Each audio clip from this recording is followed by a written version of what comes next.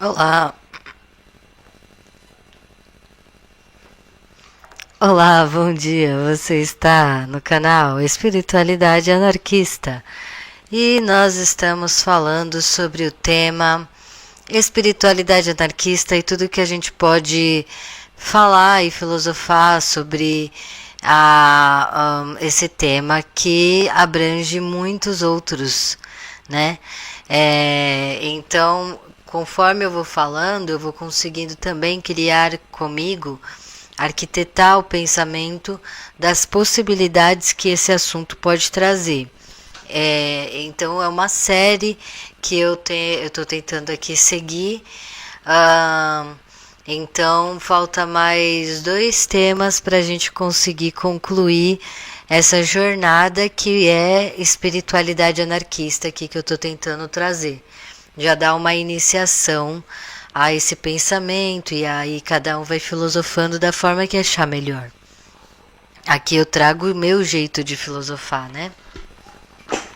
Então vamos lá. Então vamos lá, né? Vamos falar sobre a liberdade espiritual anarquista. Então, o que seria isso, a liberdade espiritual anarquista? É tudo isso que a gente já tratou até agora, né? É a liberdade sem a espiritualidade sem hierarquias, autonomia naquilo que a gente acredita ou não que é moral, aonde a gente pode encontrar um consenso entre aquilo que é ético e lógico, que é o melhor comportamento social, que pode ajudar a trazer mais qualidade de vida para todos, mais dignidade de vida para todos. Então, isso que é a liberdade espiritual anarquista. Como que a gente pode trabalhar, talvez, né, aqui abrindo uma possibilidade, uma forma mística de pensar a vida, mesmo que seja mística, mas que não invada a autonomia das pessoas, né? Visto que hierarquia é o que? É uma pessoa que tem o poder de comandar, manipular, né, punir, castigar a vida de uma outra pessoa. Isso seria a hierarquia. Então, a luta anarquista ela vai ser de cunho que? Sem hierarquias e sem instituições. Então, sem essa coisa de ter um sacerdote, um pastor ou alguém que é um chefe que rege a sua vida, né, que diz o que você deve ou não fazer. E aí então você tem que pagar para ele esse serviço dele mandar em você, né, que é mais ou menos assim. Então, a gente vai percebendo que a espiritualidade ela é muito maior, né? Ela trabalha com muitos aspectos. Então, dentro do esoterismo, tem um monte de metafísica filosófica existencialista da vida, que interfere no modo que a gente vê a vida e a gente nem percebe se a gente não tiver olhos atentos, né? Ao mesmo tempo que também, quanto mais o ceticismo cresce dentro da ciência, quanto mais as pessoas questionam o que é verdade ou o que não é, o que é benéfico qual que é as problemáticas das superstições, né? Os diálogos que principalmente os ateus trazem, é importante para manter também essa questão de pé no chão, de ter limites, né, de filtrar bem o que não pode ser considerado pseudociência, porque até mesmo, obviamente, né, o esoterismo tem esse problema, porque pode abrir muitas brechas para a pseudociência, para pessoas saírem ganhando em cima do que? Do emocional da outra, né? Então, essa coisa de tirar as pessoas da desilusão, das crenças, da inocência e da ingenuidade, de acreditar em coisas que não são reais, né? Faz parte também do processo importante das reflexões humanas na nossa vida, para que a gente não caia em armadilhas também, né? Então, é tudo muito importante dentro dos diálogos. A questão é simplesmente essa, aonde a gente consegue encontrar os pontos de consenso que faz com que a união da luta política se torne também espiritual para todos e que não invada, não agrida tanto a perspectiva do outro sobre uma realidade que ele acredita que traz conforto para si, né? A gente fala de espiritualidade, a gente fala muito de mulheres, então a gente vê que as mulheres buscam muito essa questão de se conectar com o todo, de se conectar com algo além. Então, espiritualidade tem a ver com emoção. Então, eu gosto de falar que a Emma Goldman, ela inicia essa questão, né, do amor livre, é uma questão também de pensar no amadurecimento da inteligência emocional. E muitas vezes a gente encontra esse amadurecimento em textos dualistas, né, de religiões que trabalham com as duas forças, ou que trazem muito esse peso do que é verdade, do que não é, do que é justiça, o que não é, enfim.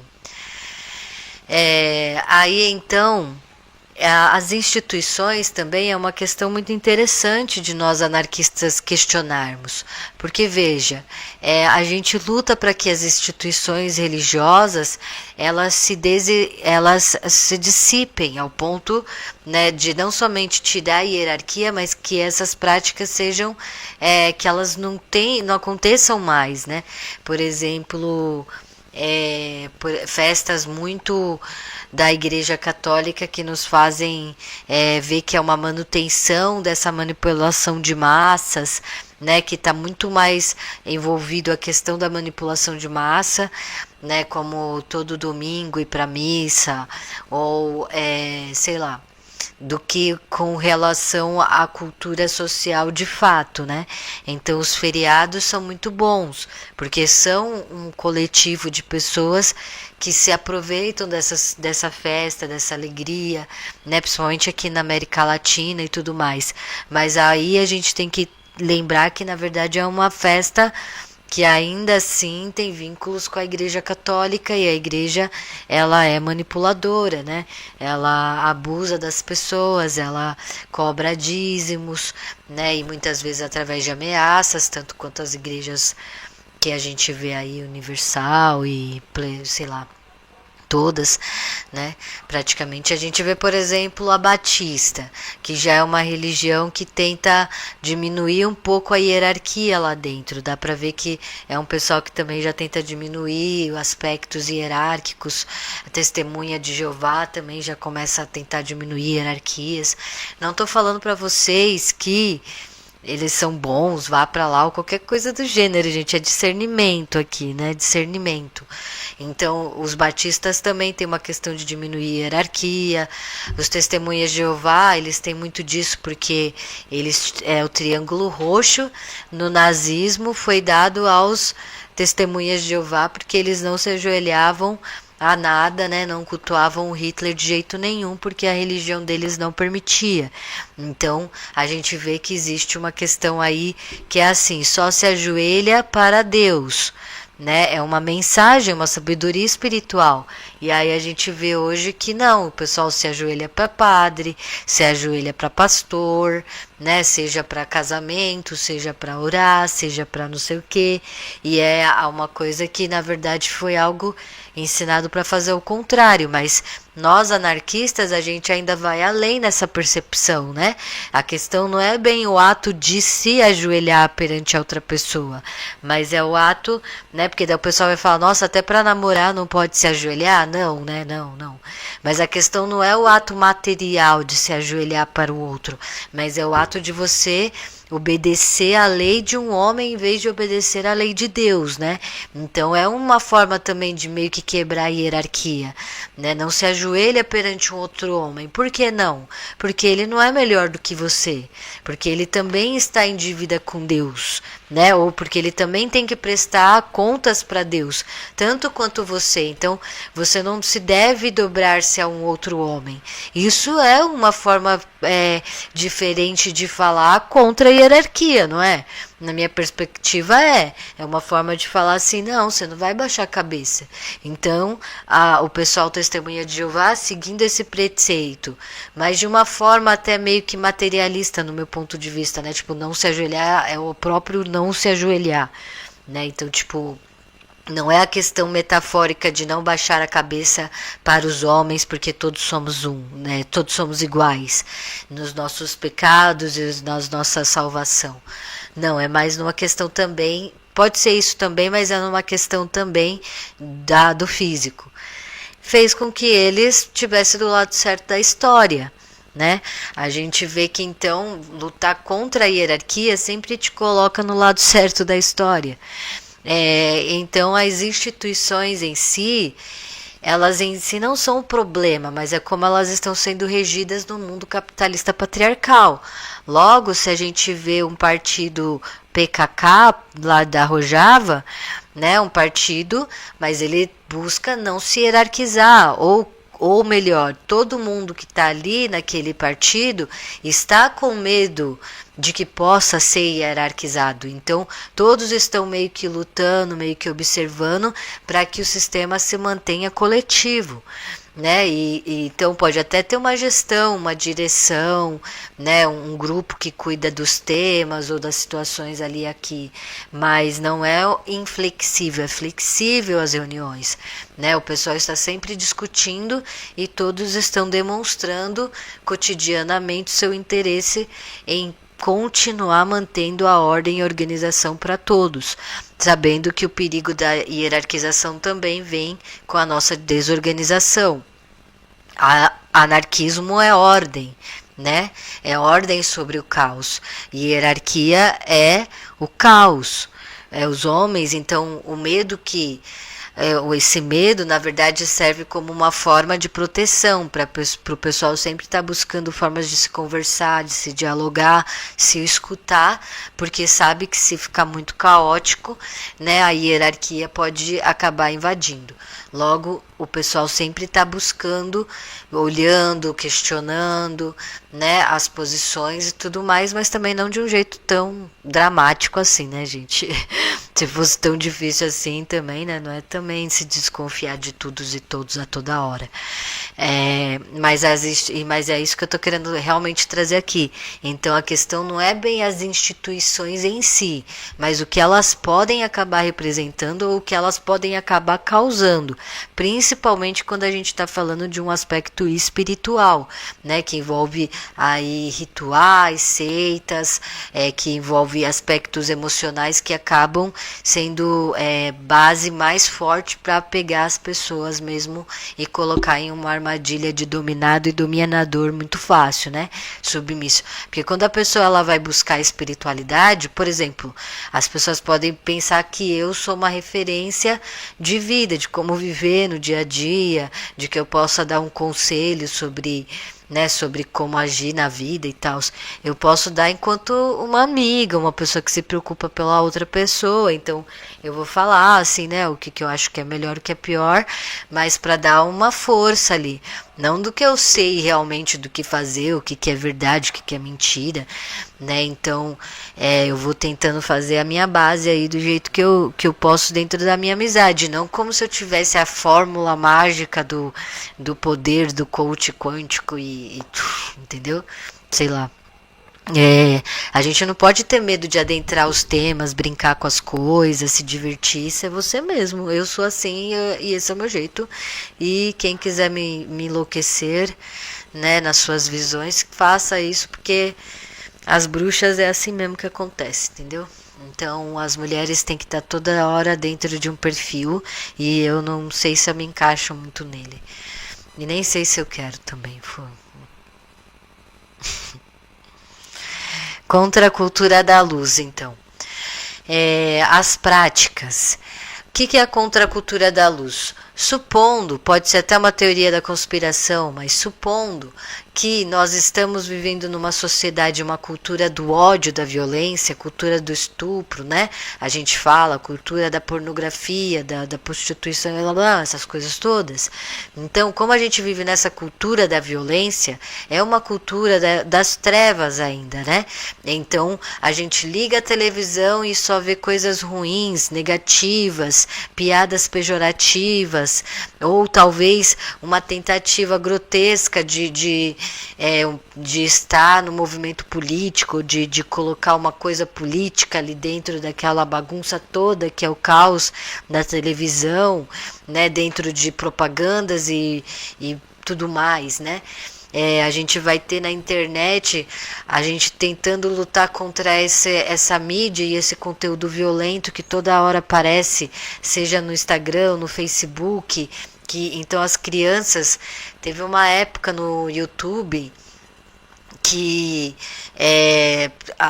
você colocava assim, Sonic, aí aparecia o Sonic do bem, Sonic do mal, Sonic destruidor, mas tipo assim, aí você vai entrar no Sonic do mal, é tipo uma visão extremamente horrível, que não é pra criança tá vendo aquele tipo, né, a dualidade tão assim na cara, tão dura, né, a gente preserva a inocência em algum ponto, mas aí a gente já vê que o algoritmo vai caminhando as crianças para histórias muito perturbadoras às vezes. Então, que a gente acaba depois pensando, será que não é melhor eu conversar ou impedir ou questionar isso?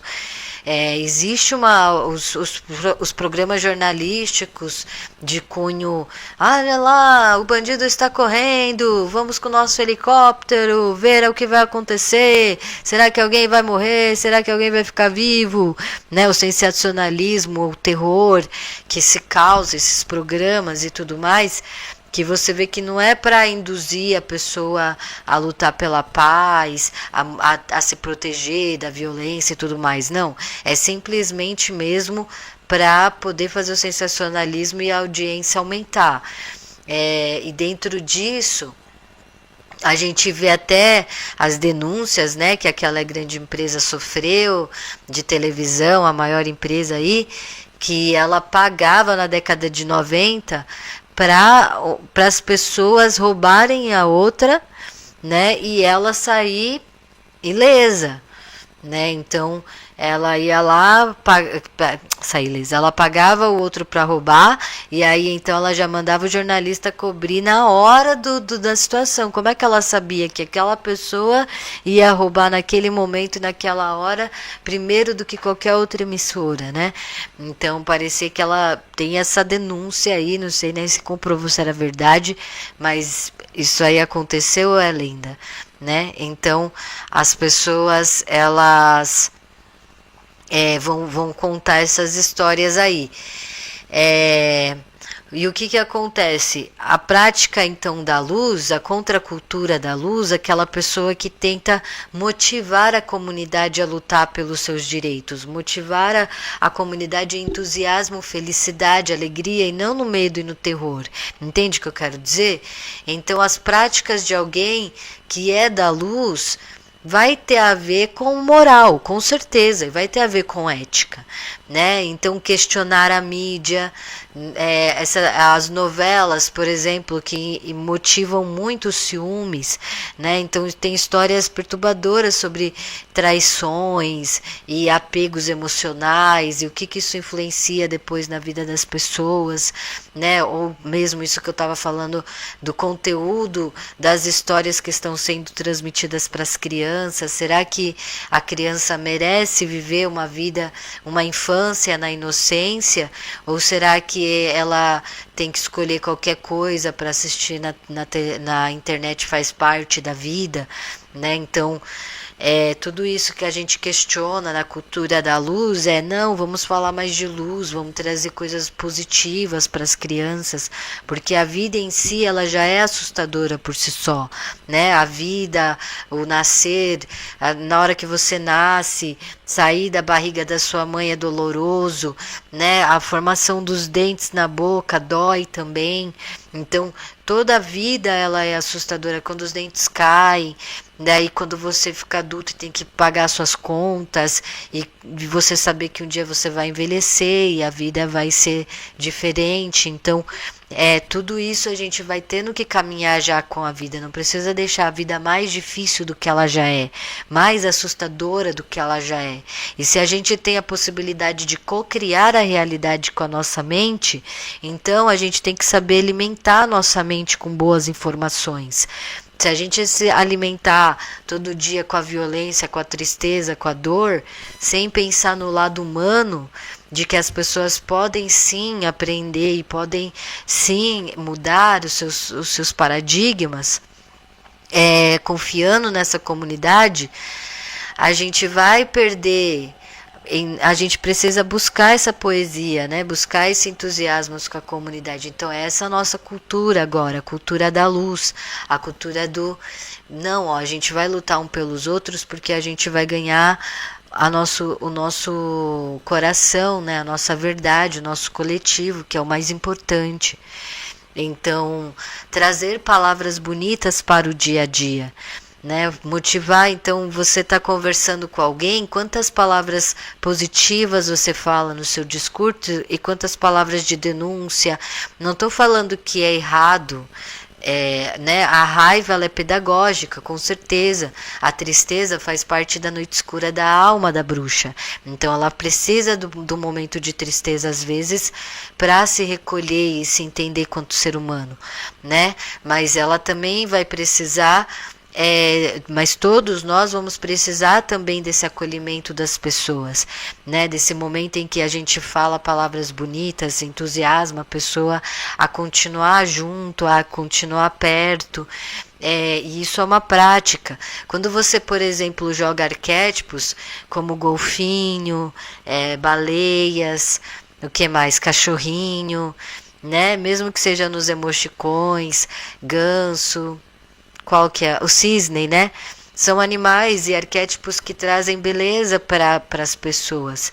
Então, acrescentar palavras positivas, mesmo em conversas densas, é uma arte, claro que é uma arte. Cada um sabe como faria, mas é algo que a gente pode trabalhar na criatividade no dia a dia.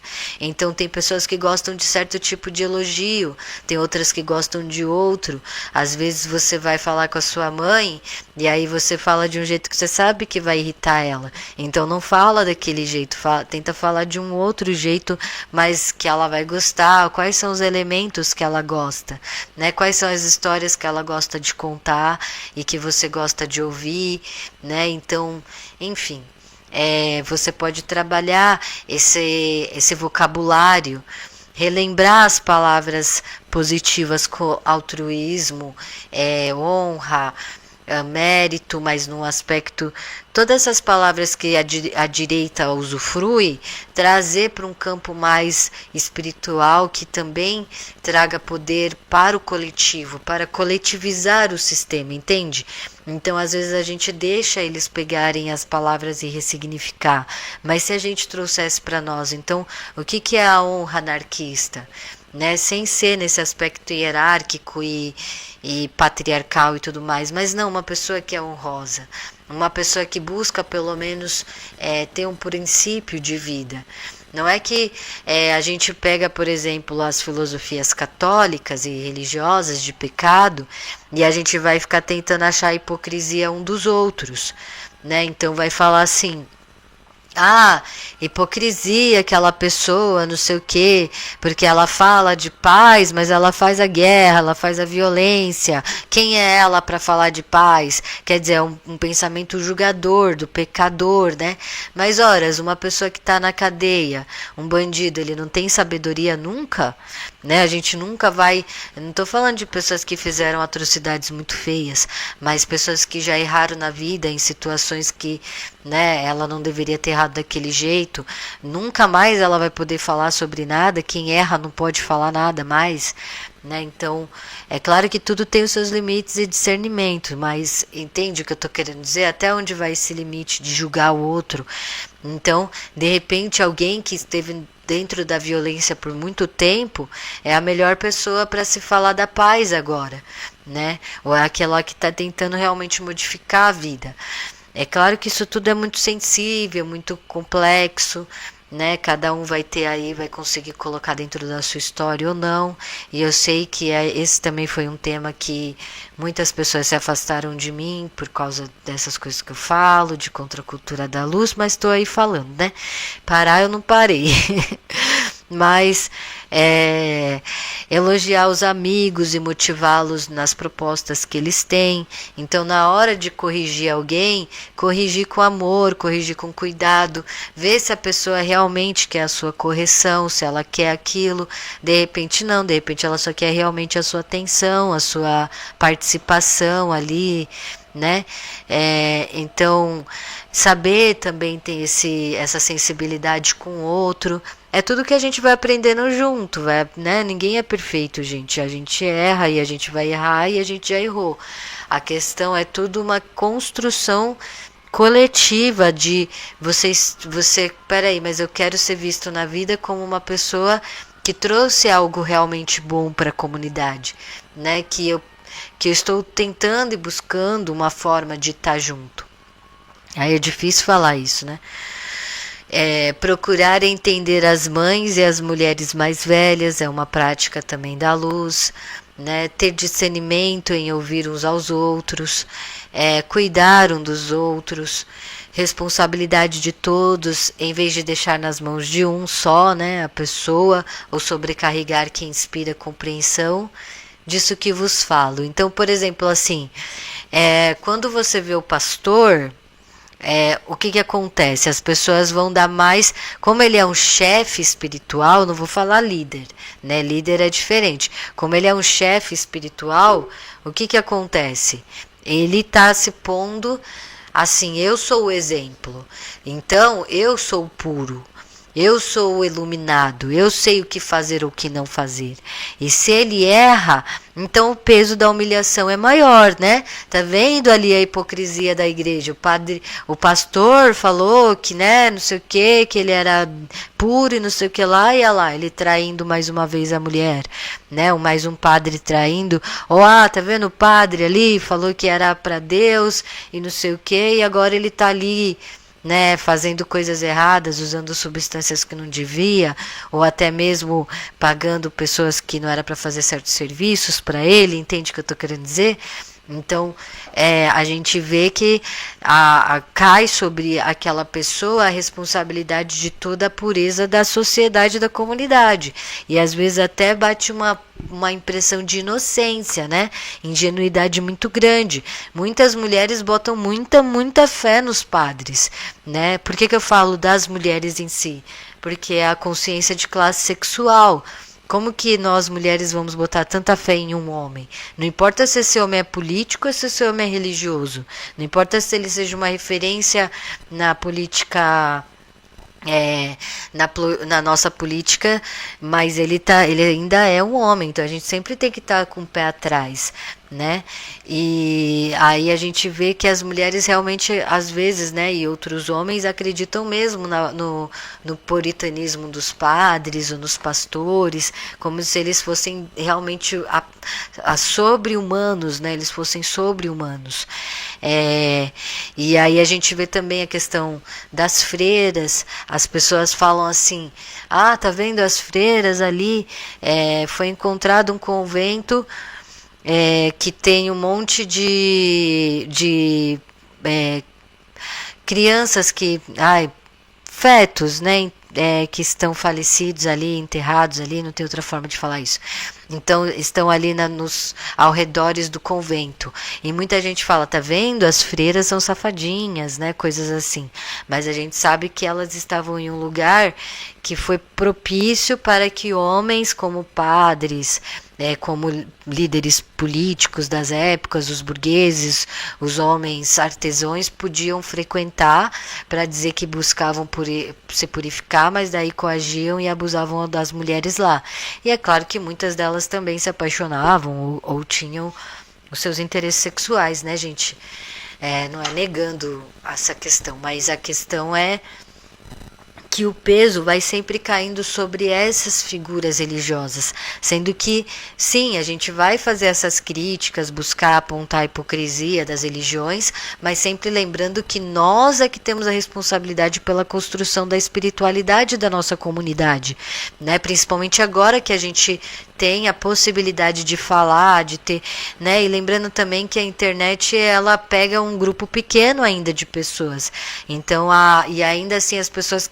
Por quê? Porque nem todo mundo tem acesso à internet, ao celular, a gente fala de alfabetização digital, né? Então, nem todo mundo tem ainda acesso.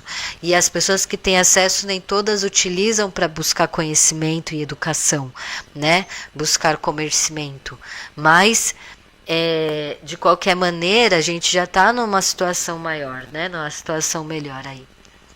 E podemos utilizar isso. Outra coisa, então, é não sobrecarregar alguém. Então, por exemplo, eu tô aqui falando para vocês essas coisas, e aí vocês vão querer ver se eu sou a melhor pessoa do mundo. E eu não sou a melhor pessoa do mundo, não, gente. Eu sou bem problemática, tá? Eu só tô falando aqui para vocês coisas que é para inspirar a vida, e quem sabe vocês me ajudam a ser melhor, e eu ajudo vocês no que eu puder ajudar, dentro das minhas possibilidades. Mas não pensem que eu sou algum tipo de guru ou alguma coisa assim, quando eu falo sobre a cultura da luz, que seria essa forma mais entusiasmática, ou pelo menos essa forma de um ajudar o outro psicologicamente, emocionalmente, e trazer arquétipos bons, símbolos bons, metáforas boas, poesia bonita para dentro da nossa vida. Então o anarquista, ele vai buscar uma moral, né? Porque ele está buscando a justiça. Então, se você não busca a moral, se você não busca a verdade, né? Mas a verdade é relativa. Ou você pensa que tudo é relativo, ou você vai buscar uma luta social e justiça social, né? Então, não tem como. O anarquista, ele vai estar buscando uma moral. O anarquista, ele não é imoral, né? Ele pode ser contra a moral conservadora, contra a moral das igrejas patriarcais, contra o conservadorismo, a moral do conservadorismo, mas não significa que ele está sem moral nenhuma, né, que ele fica à parte. Senão daí já é outro tipo de anarquismo, aí já vai ser anarcocapitalismo, outra coisa, né? Mas dentro de um anarquista socialista libertário, ele está tentando buscar uma moral que é um consenso entre todos. Então, o racismo é imoral, isso sim, né? Então a gente busca uma moral que una todas as pessoas, né? Que mostre que todo mundo tem o seu valor dentro da comunidade, né? E que respeite, que é acima de qualquer outra coisa, e que esses pensamentos trouxeram aí a ditadura, o fascismo, as guerras e as violências, os problemas que esse tipo de pensamento tem, a misoginia, a LGBTfobia e tudo mais, né? Conexão mútua. Então a espiritualidade anarquista, né, ela vai dando a liberdade para a pessoa construir a sua própria versão espiritual da vida, né, buscando sua própria autoidentidade, o seu eu verdadeiro, mas ao mesmo tempo acaba surgindo essa conexão mútua na espiritualidade, né, que é a raiz. As raízes da árvore da espiritualidade é que então, quando as pessoas elas já começam a sentir o coração uma das outras, batendo junto, né? Isso é muito poderoso, isso é muito empático. Quando você começa a sentir que, peraí, a nossa espiritualidade não é tão distante uma da outra assim. Pelo contrário, olha o tanto de coisas que nos ligam e que nos conectam, né? Dizem que as árvores, né, as raízes das árvores se encontram, na terra, assim, no fundo da terra, elas se encontram, elas se entrelaçam e uma ajuda a alimentar a outra, né? Criando uma conexão de raízes. E isso é espiritual. Então, não importa qual é a realidade que uma árvore está passando e a outra passando, elas se conectam e se conversam sobre o terreno em que elas estão, e elas se distribuem minerais. Então, é disso que se trata a espiritualidade anarquista. Em um ponto, ela se conversa com todas as espiritualidades, né? A liberdade e a emancipação das mulheres, por exemplo, o anarcofeminismo, a busca por essa compreensão de algo que nos una em um sentido espirituoso para mudarmos as políticas sociais. Como que eu vou falar para alguém vir lutar comigo se eu falo para ela que a vida é ruim? Então não tenho para que lutar pela mudança da vida se a vida sempre vai ser ruim. Né? Sempre é tão difícil. Se você sempre tem discursos de que para mudar a realidade precisa ser muito difícil, que a polícia vai te bater, que você vai para cadeia, que, né? E tudo mais que eu penso que possa acontecer comigo, por exemplo. Mas se você tem esse discurso, como é que as pessoas vão falar? Então, eu não vou querer estar aí onde você está, né? Então, onde que está o lado bom de ser anarquista? Onde está o lado bom de lutar pelas coisas ou saber o que você sabe? Né? É tudo questões daí, a espiritualidade. Vocês veem que sempre eu estou fazendo perguntas e questionamentos, porque é o autoconhecimento, né? Estou motivando o autoconhecimento, a criação, o desejo pela felicidade. Então, a gente buscar sim a felicidade é difícil, mas se você não busca, é como se assim houvesse uma força muito grande por causa do capitalismo, da escuridão, e a gente é a luz. Então a gente tem que ficar levando a luz. E o que é a luz? A luz é energia em movimento. É o que? Informação em movimento. Informação. Então, energia é igual a informação aqui, do jeito que eu estou falando, né, gente? Não estou falando da ciência. Estou falando aqui do aspecto filosófico que eu estou trazendo. Energia é igual a informação em movimento. Então, isso que essa busca, né, da luz, que você passa o seu conhecimento para as pessoas. Então você é um ser de luz. Se você é uma pessoa que busca passar o conhecimento para outra, você já é um ser de luz. Você recebe conhecimento e você passa o conhecimento, né? Então, se você passa esse conhecimento através do amor, né, através de uma prática didática, com responsabilidade e tudo mais, então você já está aprendendo a brincar com a vida, a criar essa conexão com a vida. Agora, se você também precisa utilizar das energias como a raiva, como o ódio para poder se defender ou para criar a sua espiritualidade, assim, a sua força política, então tudo bem também, mas saiba direcionar isso, saiba controlar essa energia, para que ela não se ultrapasse o limite que você tem que dar para si mesmo dentro dos seus princípios. E isso tudo é difícil, não é só falar e fazer, né? É uma coisa de amadurecimento. Juntos fica mais fácil construir isso, né? Junto fica mais fácil quando a gente conversa sobre esses temas juntos. Então, o desejo pela felicidade, o desejo de falar, de ver as coisas bonitas da vida, de ver a simplicidade. Então, peraí, eu sou feliz? Sou, porque tem crianças que estão sorrindo agora, e eu posso fazer uma criança sorrir. Então, esse já é a felicidade da vida. Eu estou sentada numa cadeira, por mais que seja um pouco desconfortável às vezes, mas eu estou confortável em algum nível também, o meu corpo, né? E eu tenho a possibilidade de falar e gravar. Então, buscar todos esses pequenos detalhes que podem fazer a felicidade do momento. O que a gente pode considerar sobre o que é ego, né? O ego é esse próprio corpo, ó. O ego é essa linha do corpo que todos nós, cada um tem do seu jeito. O ego é a minha identidade que o meu pai e minha mãe deram para mim, né? E por eu ser toda essa características de coisas que eu sou. Então o ego é esse corpo físico que experiencia a vida aqui. É interessante saber disso, porque daí o nosso ego ele vai ter a sua própria identidade. O objetivo não é destruir o ego, destruir tudo que o ego é. Não, pelo contrário, é mostrar para o ego que ele é protagonista da sua própria vida, né? Então o ego ele é quem? O ego ele é a si mesmo. Enfim. Não sei mais, o ego, eu vou trabalhar outros vídeos falando mais sobre qual que é a perspectiva minha sobre ego, né?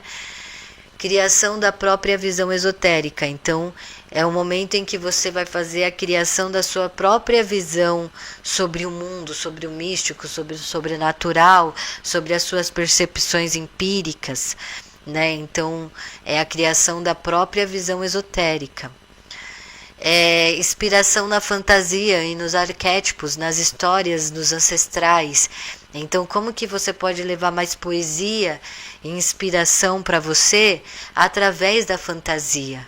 Através da utilização de arquétipos. É tão bonito quando a gente faz, sei lá, o símbolo do vinho com a flor rosa, né? É um símbolo bastante romântico, bastante poderoso. São dois arquétipos.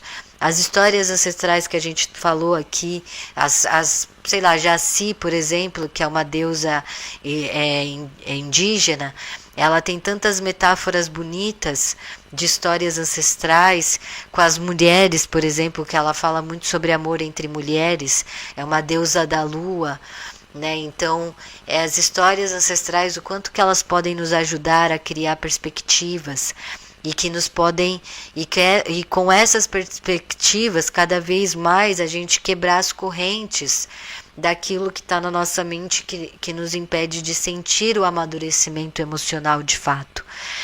Bem, eu acho que é isso. Depois eu vou melhorando esses textos que eu estou fazendo, melhorando a filosofia disso tudo. Esse é o primeiro contato com todos esses temas que eu estou tentando desenvolver para complexar esse conjunto de ideias. É bastante coisa, não é? Ou eu estou falando pouca coisa? Estou sendo muito repetitiva? Eu gosto de ser repetitiva porque eu preciso criar essa identidade da página, né? A identidade do que eu trago aqui, que é o que eu acho mais substancial, talvez essencial. Mas é isso, né? A criação do ego, essa identidade, a gente não tá para destruir o ego, a gente tá para trazer a história do nosso ego, do nosso corpo, da nossa família, da nossa ancestralidade, da nossa forma, do nosso jeitinho, e aí desse jeito a gente vai aprender também a reparar e reconhecer o outro em nós, mas ao mesmo tempo também reparar no ego do outro, na identidade dele, naquilo que ele traz de diferente para nós, entende? Então isso é a ligação das raízes. Todos podemos levar e trazer informações. Isso é um ser de luz. Ele leva e traz informações o tempo inteiro, né? E aí pratica, porque informação por si só, sem movimento, é uma informação parada, né? Então, o movimento da informação é a sabedoria, entende? A inteligência é a própria captação da informação. Quanto mais informação você tem, mais inteligente você é. A sabedoria é como você aplica essa informação de forma, né, válida, prática e, enfim, substancial para todos. Obrigada por participarem, quem viu depois, né? Obrigada a todos aí. Ai, agora é que eu vi, ó. Vejo que suas palavras acolhidas são claras e objetivas. Os termos espiritualidade e luz são apenas o perfume de seu discurso, moça. Olha que lindo! Olha como você é, Bug! Você é muito poético, olha só. Bem que você é um poetizo. Muito obrigada por essas palavras. Muito bonito o que você falou e eu vou ficar com elas ressoando durante o dia, tá bom? Muito obrigada e a gente vai se falando durante o dia. Até mais, tchau, tchau.